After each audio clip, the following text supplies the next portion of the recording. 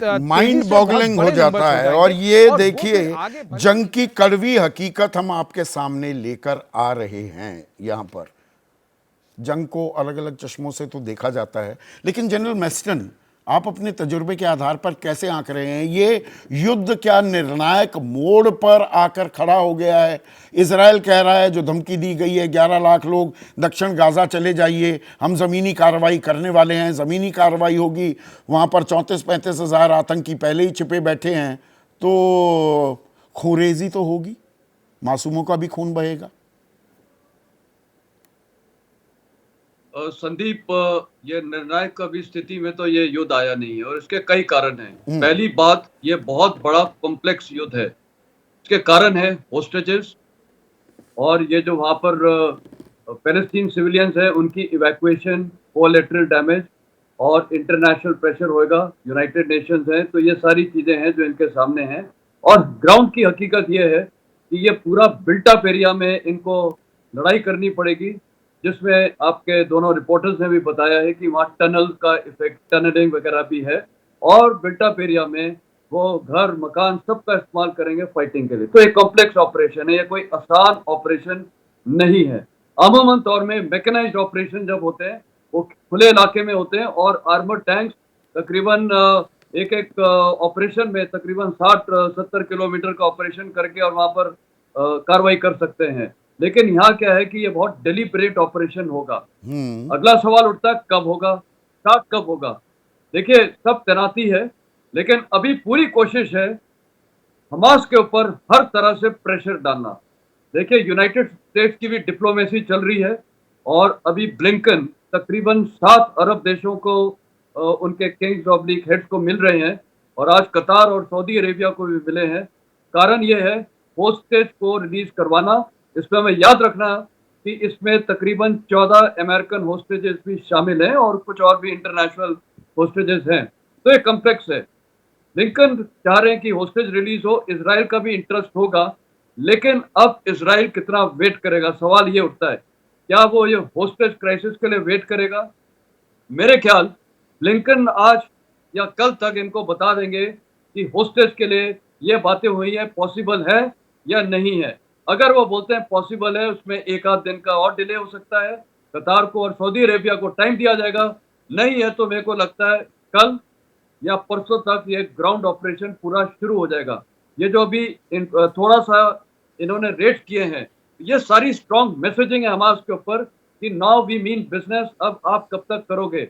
और ये जो सिविलियन के लिए भी आदेश दिए हैं वहां से निकलने को, चाहे वो जाए या नहीं जाए वो उनकी मर्जी है, और 2 रास्ते हैं, और ये जो डेडलाइन दी थी ये भी एक प्रेशर टैक्टिक्स है कि अब हम कुछ करने वाले हैं। और इसमें साफ साफ क्लियर कट कर दिया है कि जो पहला ऑब्जेक्टिव है वो है मेन गाजा सिटी, जो नॉर्थ में लोकेटेड है।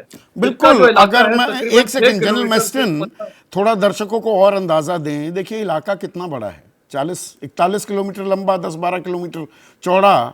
500 टैंक तो कल तक गिनती हमारे सहयोगी आशीष कुमार सिंह ने गिन के बताई हमें।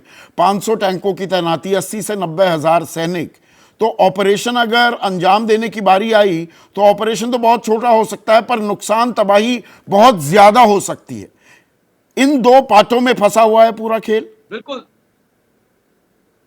ये बिल्कुल संदीप, देखिए वही अब मैं बोलने वाला था कि जो अब ऑपरेशन जब भी होगा, ये पूरी गाजा स्ट्रिप में नहीं घुसेंगे, वो तो बिल्कुल सुसाइडल होगा। मेरे को जो लगता है कि ये सिर्फ अभी इनका फोकस रहेगा नॉर्थ गाजा में, जो गाजा सिटी है। साथ ही साथ साउथ और सेंट्रल गाजा के इलाके में वहां पर फोर्सेस डिप्लॉयड रहेंगी कोई भी कंटीजेंसी के लिए, और इनको कंटेन करने के लिए वो सीज करके रखा हुआ है। अब जो नॉर्थ गाजा में ऑपरेशन होगा, वो नॉर्थ से जो स्ट्रिप है वो उसका सिर्फ लंबाई वहां पर है 6 किलोमीटर। नीचे की तरफ आप आइए तो 15 किलोमीटर तक ये सिटी है, और उसके बीच में फिर थोड़ा खुला इलाका है। तो ये जो 15/6 किलोमीटर है, तकरीबन 90 स्क्वायर किलोमीटर, ये नॉर्थ में यहाँ पर ये लड़ाई होगी, और इसको वेस्ट से सी कोस्ट से भी अटैक किया जाएगा, नॉर्थ से भी और ईस्ट से भी।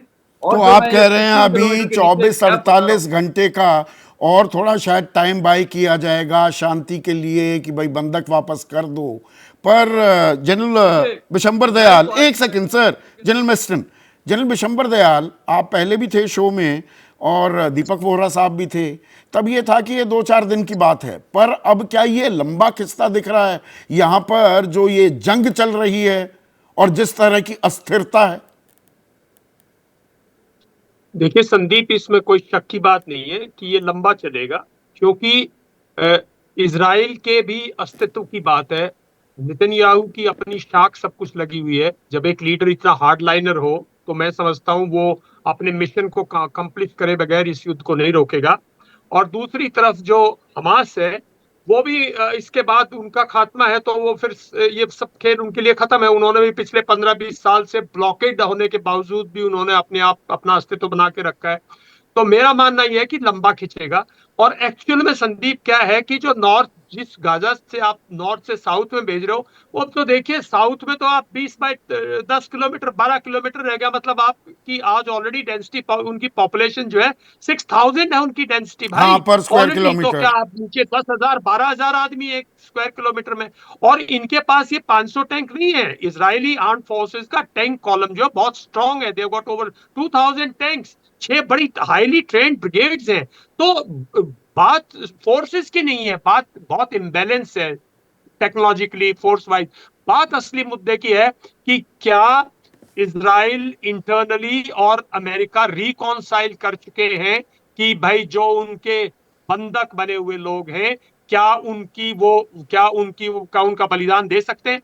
क्योंकि जब तक वो क्लैरिटी नहीं आएगी, ग्राउंड फोर्सेस पे इतने काम करने की आवश्यकता नहीं है। उसकी सुपीरियोरिटी एयर है, ऑलरेडी डिस्ट्रॉय कर चुके हैं। अगर आपने 3 दिन पहले तस्वीरें देखी हो गाजा की, तो संदीप आप हर रोज देख रहे हैं दुनिया भर की वहां हाई राइज बिल्डिंग्स थी, आज आप देखिए उसमें से 50% डेमोलिश हो चुकी हैं।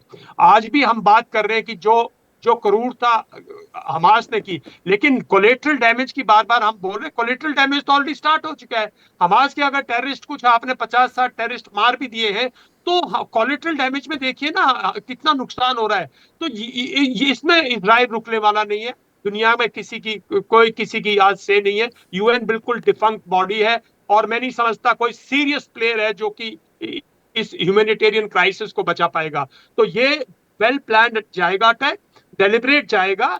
और आर्मर्ड जो है, इन्फेंट्री जो है, वो इतनी जल्दी लॉन्च नहीं करेंगे। शुरू में फेज 1 फेज 2 करके, पहली प्रायोरिटी है कि अगले 2-3 दिन में या तो ये रिलीज करवा लें टेररिस्ट से अपने बंधकों को, नहीं तो फिर इनको रिकॉन्साइल करना पड़ेगा। लेकिन नेतन्याहू और इजराइल, जैसे ही घड़ी का काटा दोपहर 2:30 पे आए, बबीता जी का दिल सास बहू साजिश के लिए मचल जाए। और ये है इनकी बहू, पूरे दिन ऑफिस की टेंशन हो जाए गॉन जब ये करें अपना फेवरेट शो फ्री टाइम पे ऑन। इनकी तरह आप भी देखिए अपना फेवरेट शो अपने टाइम पर, और डाउनलोड कीजिए एबीपी लाइव ऐप अपने स्मार्ट टीवी पर।